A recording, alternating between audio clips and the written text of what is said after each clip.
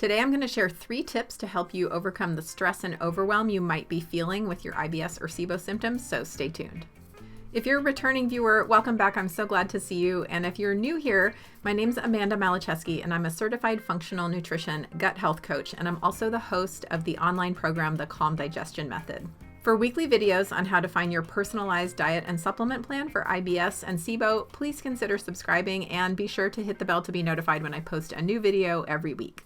Every single week, I meet new IBS and SIBO patients who are not only overwhelmed by their symptoms and how those are impacting their life, but also by all the things they feel like they need to do to find symptom resolution and to feel well again.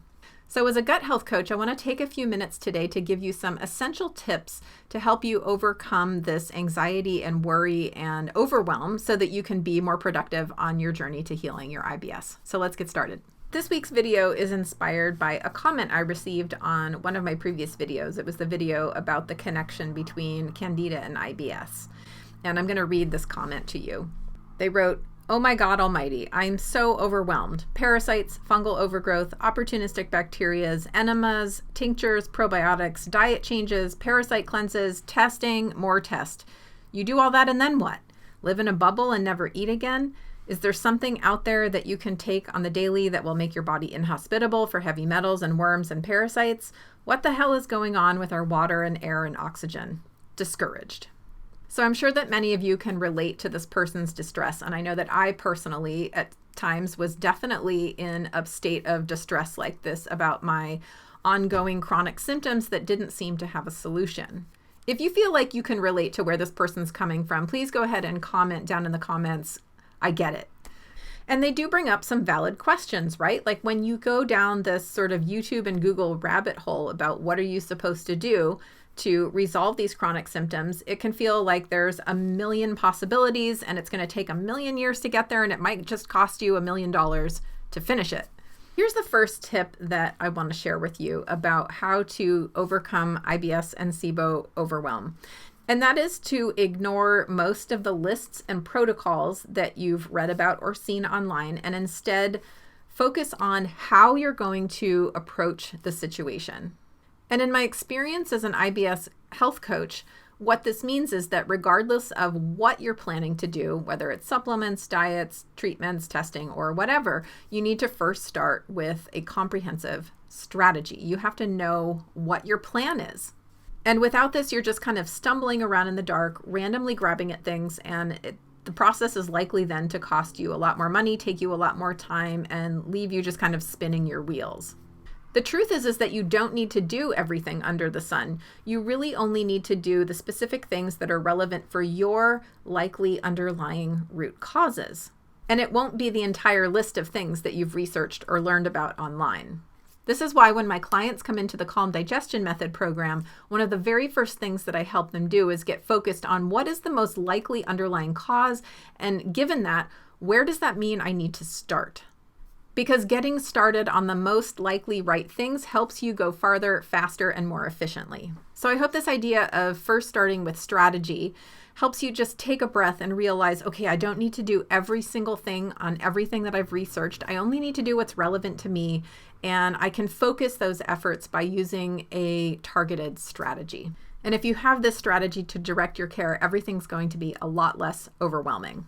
So the second tip I have for you to avoid IBS, overwhelm, and stress is to be focusing on the most likely underlying root causes. So again, where you want to start with this is to find your most likely underlying root causes. And believe it or not, the clues that you need to get this information for yourself is really already there for you. What do I mean by this?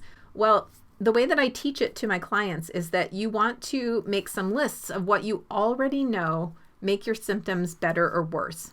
And there's some patterns of those combinations of foods, medications, and different things that make things better or worse that can usually point us in the right direction for you, can help us narrow down the vast list of possibilities to a few likely candidates for what is actually causing your problem. And once you have that short list of possibilities, then you design a test or a trial to test your hypothesis, test your theory. Am I right about what's causing this, and how can I directly address it with food, with supplementation, with testing and treatment, and see if I'm right? The pre-made protocols and lists that are often published online to help you address this kind of stuff doesn't usually take this bio-individuality into account.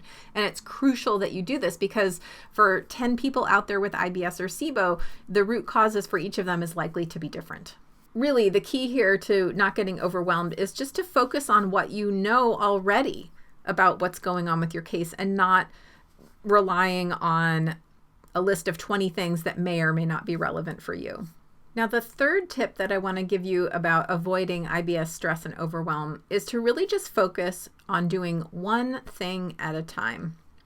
I think the initial distress of this commenter was their sense of like, I have 30 things to do and I can't physically do them all at once. And they're right. You can't do them physically all at once. All you can do is focus on one thing at a time. And this brings the level of anxiety and fear way down. So instead of standing at the beginning of the path and seeing the 30 or 50 or 100 things that you need to do to get from point A, which is where you are, to point B, which is where you'd like to be, is to just try simply being present with the one thing that you're testing or trialing or working on right now. And to also trust that your next logical steps will be clear to you at the end of that experiment. If you instead stay focused on a cookie cutter protocol that might say, okay, first you do this, then you do this, then you do this, then you do this, by the time you get to step 3, it may be irrelevant because your situation may have changed, your symptoms may have changed, everything may have changed. Your process needs to be adaptive to what's actually happening right now for you. There's really no one single path to resolving IBS and SIBO.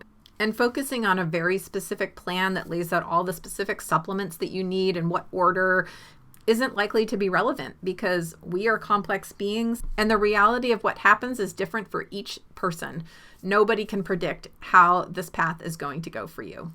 This is why my Calm Digestion Method program focuses on conceptual steps like building from the foundations upwards, dealing with stress, or making diet changes. But the specifics of those things are really up to you because you're the expert in your own body and you are the one who understands what you need to be testing and trialing.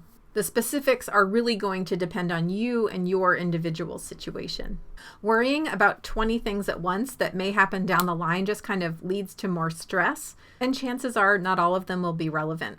So I hope this video helps you take a breath and not feel quite so overwhelmed and just realize that your focus really just needs to be right here in the present and it needs to have a strategy. Ultimately, that's the most important thing. And these are the exact kinds of things that I'm coaching my clients with inside the Calm Digestion Method. Like everyone who's dealing with IBS and SIBO feels overwhelmed because it's big, it takes a lot, and a lot of times doctors don't have a lot of advice to offer you.